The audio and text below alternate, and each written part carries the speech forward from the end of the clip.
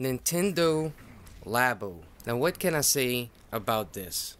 You know, when everybody in the world was making up excuses for Nintendo for the Wii U. Full disclosure, I have a Wii U, I like my Wii U. I mean, I have a Wii U kiosk in my house. But at the same time, Nintendo admittedly did some things wrong. And I don't know why I feel so alone in saying that I wish Nintendo would just leave the gimmicky bullshit alone. I'm all for furthering things and them trying out things, but does everything have to be a stupid fucking gimmick? Why every other announcement coming from Nintendo has to be some gimmicky bullshit? This is the third console that they are still cramming motion controls down my fucking throat. I had bought Breath of the Wild for the Wii U. I had kind of convinced myself I'm not getting a Nintendo Switch until they end up coming out with a Zelda edition. Not just a Zelda bundle, maybe a Metroid series Switch or whatever. But I ended up going get one a lot sooner than I anticipated. Breath of the Wild is a game experience that I don't think I've experienced since I'm a kid.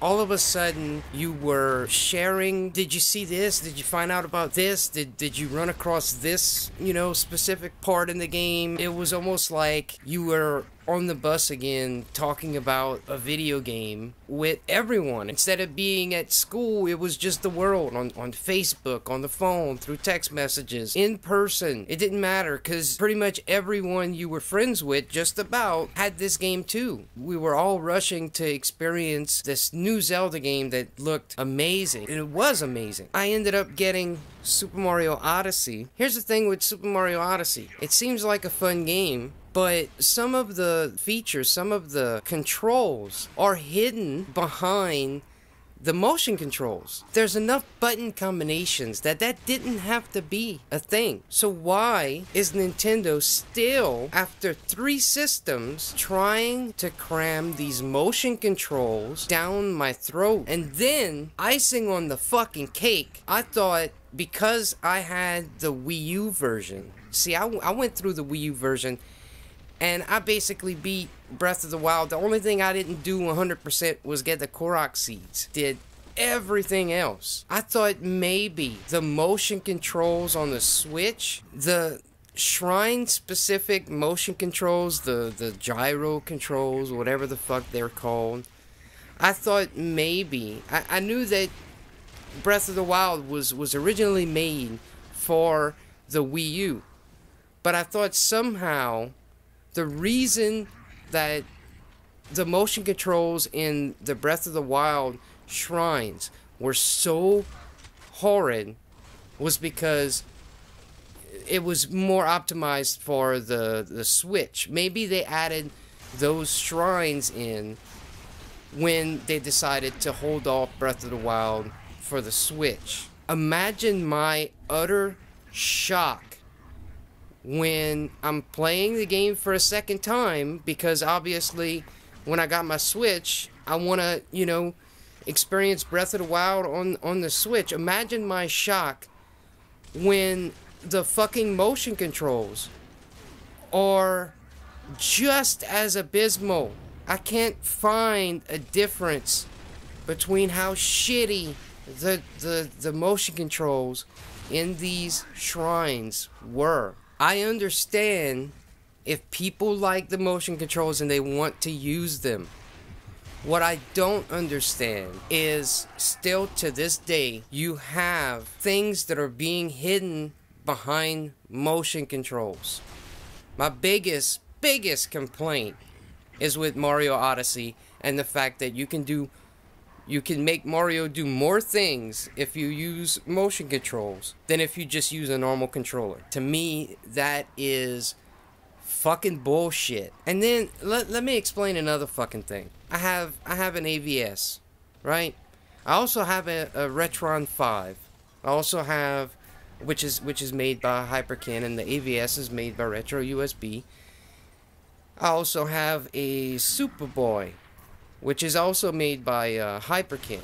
Now I've also got the Sega Genesis classic game console that 80 Games made, or At Games, or whatever they're called.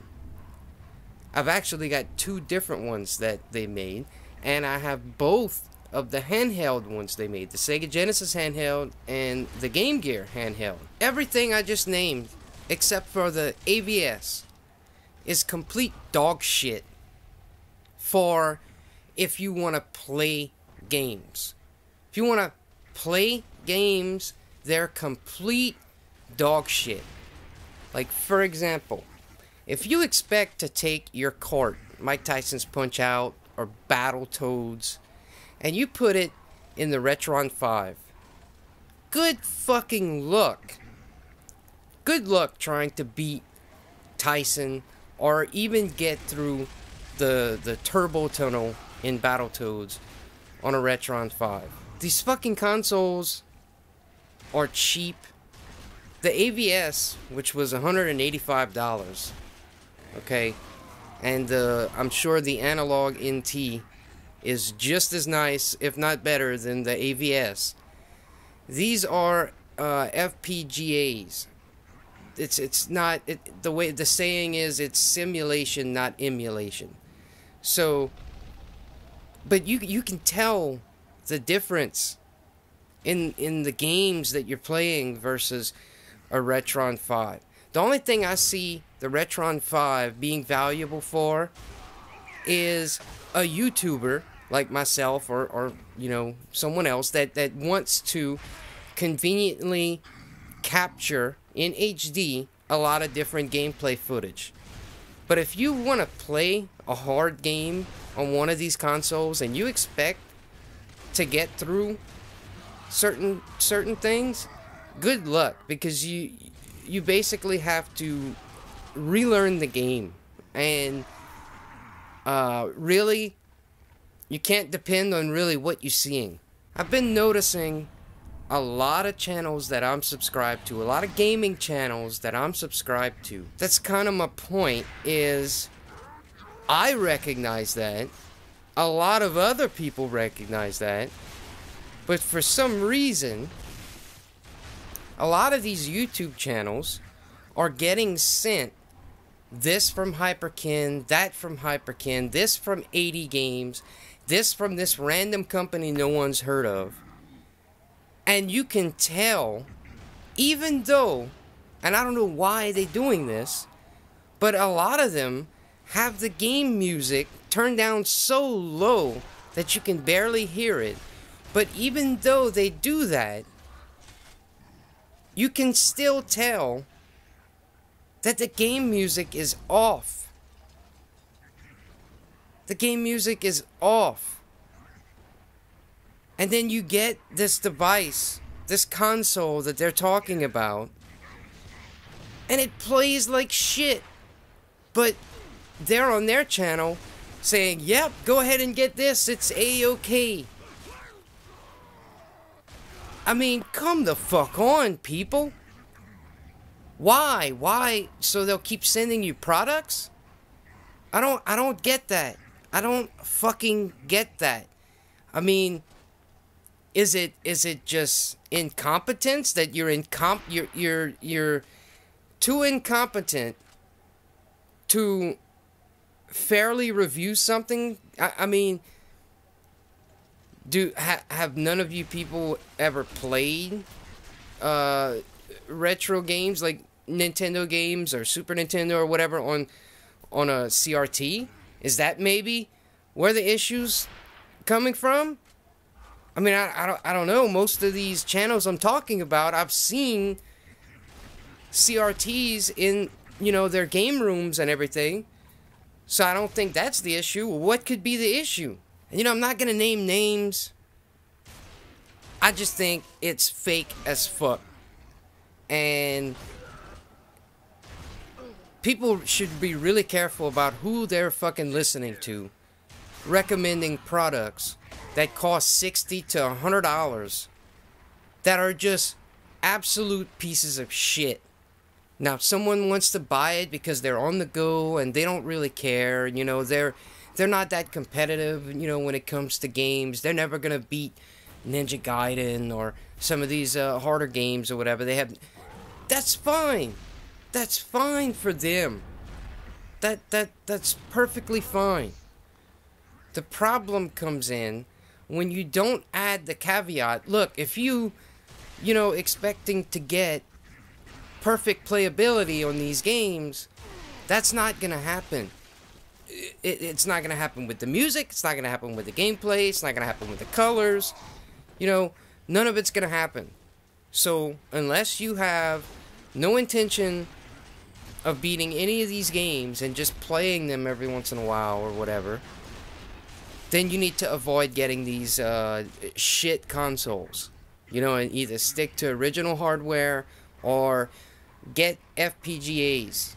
But imagine my shock when these same channels I'm talking about,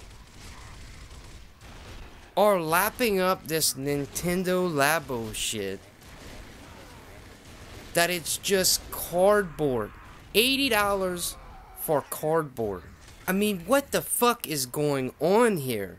I don't fucking get it. And again, I'm gonna say I really wish Nintendo would stop focusing on gimmicky bullshit. Let's just imagine for a second how many people are gonna bring back the cardboard after 10 seconds of their kids playing with it or themselves playing with it. That fishing pole looks like it's gonna last about 5 fucking seconds. This is gonna be abysmal. And even if it works, it's not a good thing that cardboard is being marketed out for $80 fucking dollars. What the fuck, people?